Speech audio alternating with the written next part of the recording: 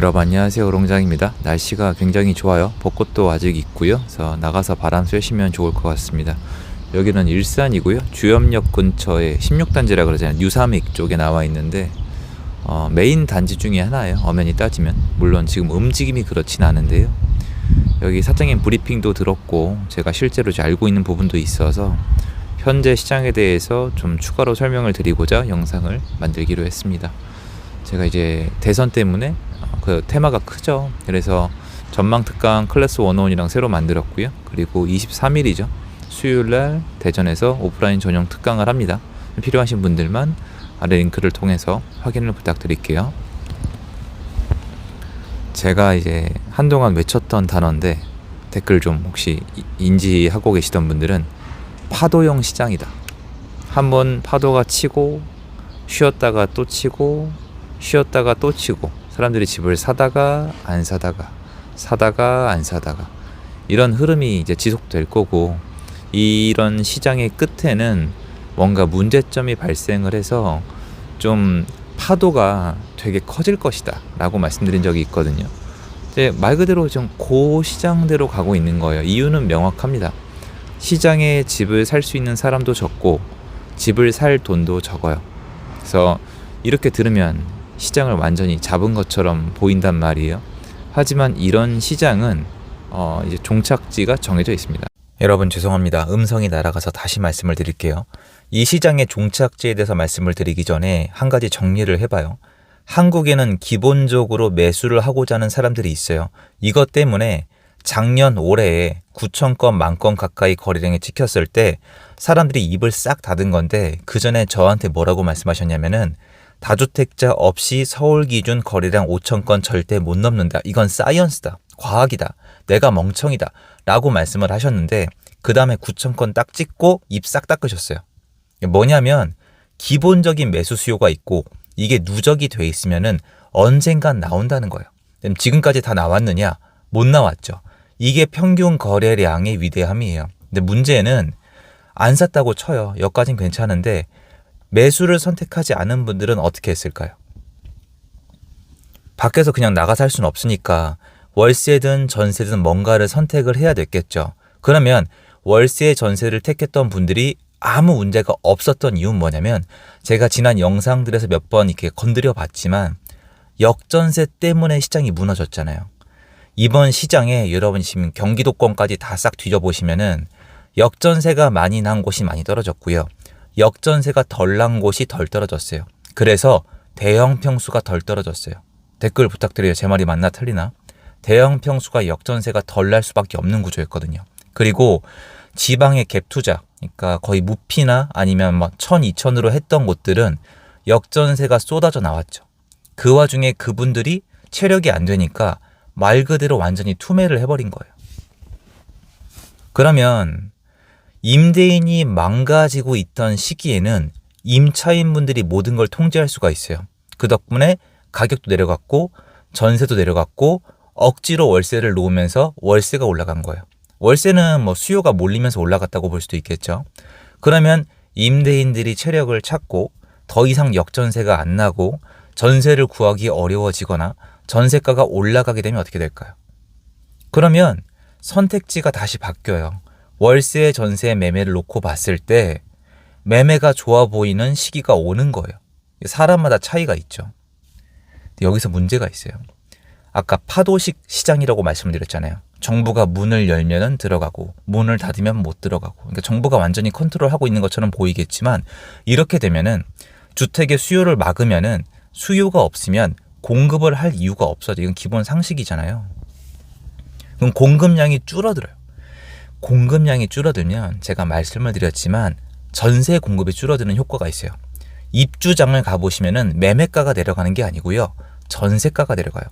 전세가가 내려가면서 역전세로 떨어진 그런 비슷한 현상으로 매매가도 떨어지는 거거든요. 그럼 전세가를 눌러줄 수 있는 뭔가가 필요해요. 그래서 제가 내수 경기를 더 누르든가 아니면은 전세자금 대출을 막든가 내수 전체를 컨트롤할 수 있는 강력한 뭔가가 없지 않는 이상은 앞으로 전세 수급 지수를 정부가 컨트롤할 수 없는 시기가 온다라고 말씀을 드렸어요. 그 시기가 다가오고 있는데 지금 정권이 바뀌게 생긴 거예요. 이거 황당하죠. 그러니까 시장이 앞으로 나올 현상인데, 그러면 여태까지 집을 안 사고 기다렸던 분들은 자연스럽게 시장에 나와서 뭔가를 강제 선택하게 된다는 거예요. 근데 여기서 변수가 있어요. 정부가 여전히 수요를 꽉 막고 있어요. 그러니까 이 시간 싸움이야. 줄다리기인데, 그러면서 신규 공급을 꽉 막고 있어요.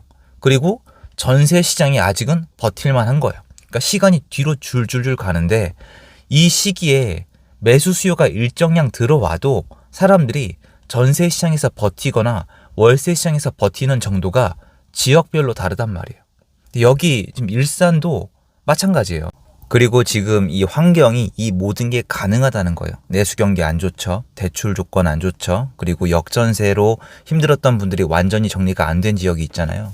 그럼 이런 시장 모습이 영원할 것처럼 보이는 거죠. 마치 지금의 거래량이 원래 정상적인 거래량처럼 보일 수가 있다는 거예요. 그래서 이럴 때는 전세 시장이 어떻게 움직이는지랑, 그리고 앞으로 공급이 충분한지를 보는 게 중요합니다. 물론 여기서 추가적으로 강력한 규제나 대책이 나오거나 이번에 탄핵이나 조기 대선이나 이렇게 사람들의 심리를 완전히 흔들어 놓을 만한 사건이 터진다면은 그 시기는 변할 거예요.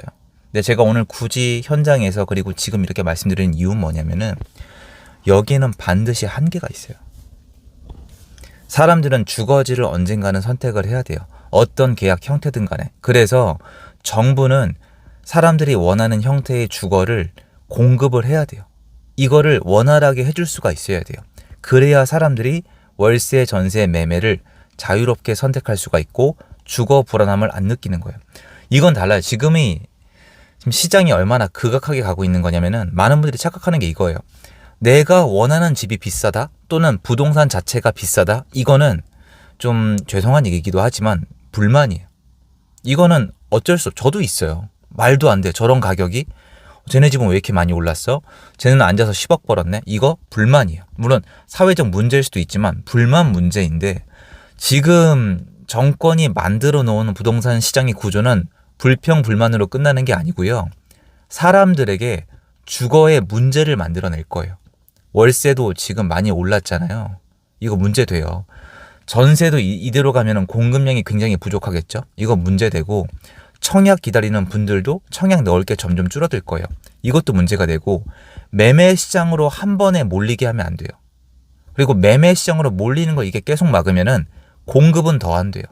그리고 자꾸 신도시 같은 걸로 승부를 보려고 하면은 서울은 더 올라가요. 초양극화되고요. 이대로 지금 지방의 미분양이나 이런 거 신경 하나도 안 쓰면은 더 초양극화가 됩니다.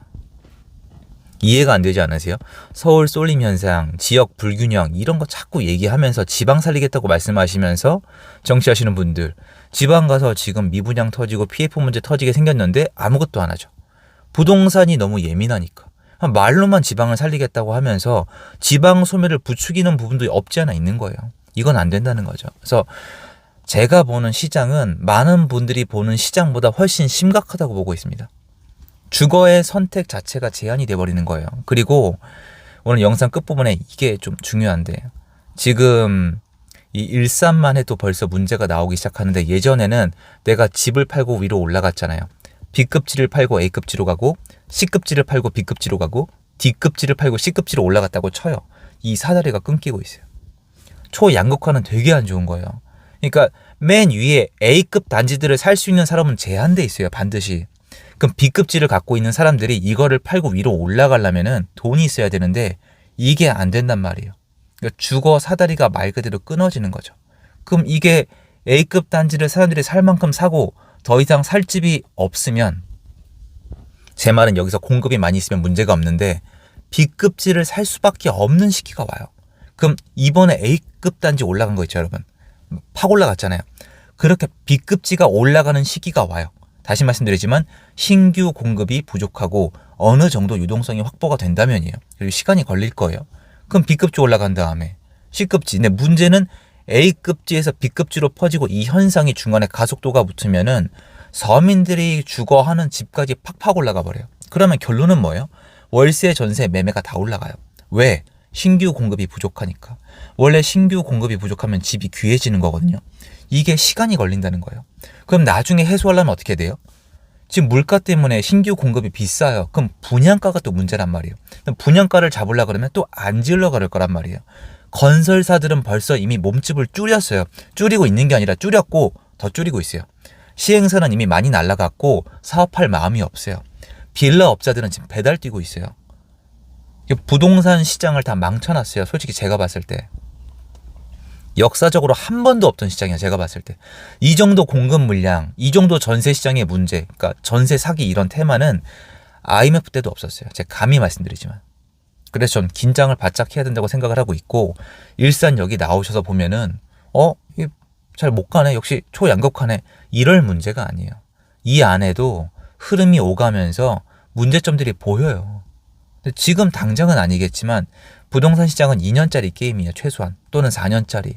그럼 장기적인 안목으로 봐야 되는데 저는 좀 문제가 많다고 생각을 합니다. 그래서 물론 대선이 끝나고 어떤 분이 대통령이 돼서 어떤 정책을 펼치냐에 따라 다르겠지만 그래도 이대로 가면은 부동산 시장에는 문제가 생길 수밖에 없다는 게 제 의견입니다.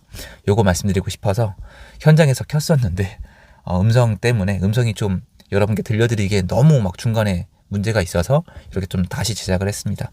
양해 부탁드리고요. 감사드리고 좋은 하루 되세요.